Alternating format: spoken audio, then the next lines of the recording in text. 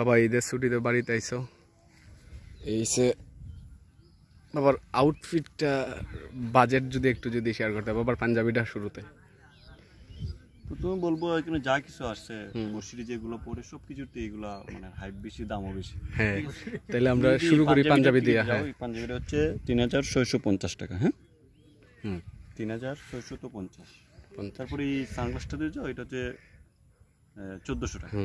কত হইছে? ঘড়িটা যদি যাও, ঘড়িটার দাম হচ্ছে 4500। তারপরে তুমি যে ভিতরে একটা স্যান্ডি গেঞ্জি আছে, এটা কিন্তু নরমাল স্যান্ডি গেঞ্জি না, এটা 250 টাকা। একটা হাইপার ব্যাপার। এই যে এই প্যান্টটা যদি যাও, তুমি প্যান্টের দিকে যাও, প্যান্ট তোমার 5300 হয়ে গেছে। না, এটা হচ্ছে তোমার 1800 টাকা সব মিলিয়ে। আর এই যে তোমার এই জুতা তুমি এই যে দেখতে পাচ্ছো, এটা 3000। 3000 তাহলে হিসাব করো, সব মিলায় 10000 টাকা হইছে। না, এটা হচ্ছে বসিরের সব মিলায় কত হইলো? সব মিলায় 10000 টাকা। 10000। ফোন তো আছে,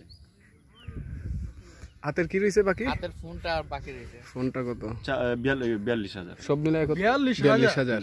আচ্ছা, এগুলো অবাক হওয়ার কিছু নাই। 52500। তোমার সব মিলায় যদি জায়েদ খানের এক গড়ির সমান না হয় বাবা